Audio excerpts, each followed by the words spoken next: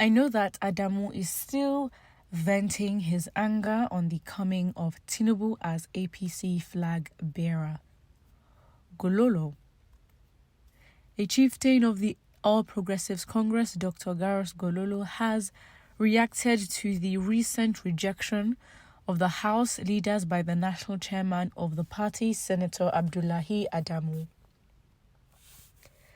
Recall that the Senate President Godswill Akpabio and the Speaker of the House of Representatives, Honorable Tajuddin Abbas, announced the names of the principal officers yesterday during a plenary. Reacting to the development, Dr. Gololo further said, "It is appalling that Senator Abdullahi Adamu, who was never the choice of the party stakeholders before he became the party chairman, can be this dangerous to the party. We all know that he was handpicked by Mama Ndaura and others to emerge, and it was a very painful thing that such a man who was not a stakeholder's choice should now turn against the party with gross misconduct." He added, "We are also not happy because so many of us are not being sensitive to Adamu's outburst and indifferent to the party decisions. And I also know that he is still venting his anger on the coming of Bola Ahmed Tinubu as the APC flag bearer during the primaries and subsequently emerging president of the nation." The former APC Board of Trustees members stated further, "So his rejection of the outcome of the National Assembly leadership election is another slap to the party hierarchy.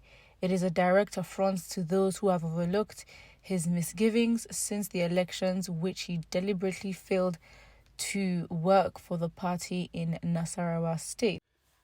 Well, you see, at the end of the day, the fact is that all parties usually have their issues right before elections. It's like, I don't know, it's like part of the process where the house divides against each other. But the difference is you had one party that was very determined to get to the office, obviously with the advantage that the APC was the ruling party regardless. They sort of, could win, and it could have been to their advantage. You also see the issue is the same thing happened with, the PDP. I mean, you had Wike especially, and then the joining of the G5 governors who did not like the outcome of the primaries and the people, the presidential candidate and the vice presidential candidate of the PDP. But you see, it was a party effort from the APC regardless, because listen, it's interesting that it is after they've gotten the position of the ruling party, Tinubu has won, now they can come out and start, airing their real thoughts.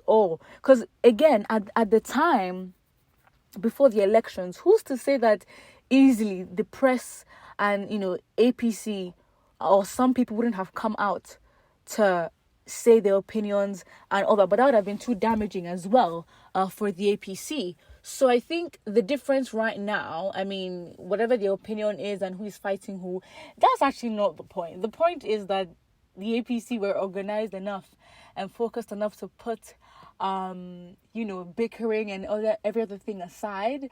And that's why they're there. They're already focused. Obviously, as I said, given the advantage of the fact that they were the ruling party, they were, they had a bit more privilege and power to, put things in place that will be favorable to them. So, it's very funny now for this to be brought up. Not that it is of no significance, but it would have been a bit more significant before the elections and before the outcome of the elections. Hey, listen, these people can fight each other, blah, blah, blah. But I think as Nigerians, petty and little stories like this is not what should take our attention. I think, yes, we should remain informative, but division is like the main tactic, especially with these elections. Division, and in this case, with the elections used by the APC and obviously Tinubu himself, division along ethnic lines and tribal lines is basically been their tactic. And so it's obviously easy to divide individuals when, as a community, we're divided into states, we're divided into local governments, we're divided into regions, we're divided into zones.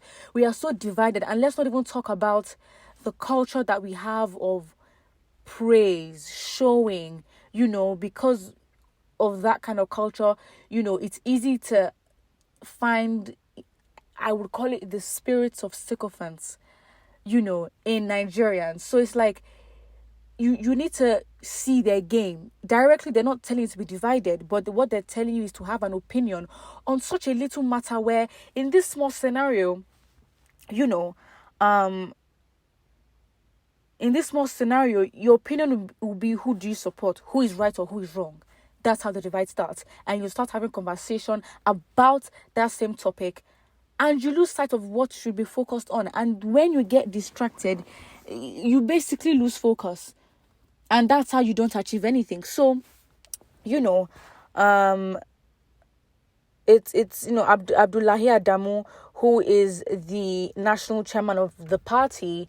Within that sector, he's now being accused of, being unhappy with Tinubu as president, and also he is the party chairman. So even within those that he's leading, he might have people as well not comfortable with him. But I think we need to, step back and, as I said, analyze it from a point of view where they had a divide even in-house. We just know about the in-house APC divide now, but they were focused enough to put that aside and win. But in the PDP, the exact same thing happened, even with stronger, individuals and characters, and still they didn't get anywhere. So yeah, and I also think, again, with little stories like this, they're not little stories. Of course, it's very important to know how party politics and how the party is being run and how it's going.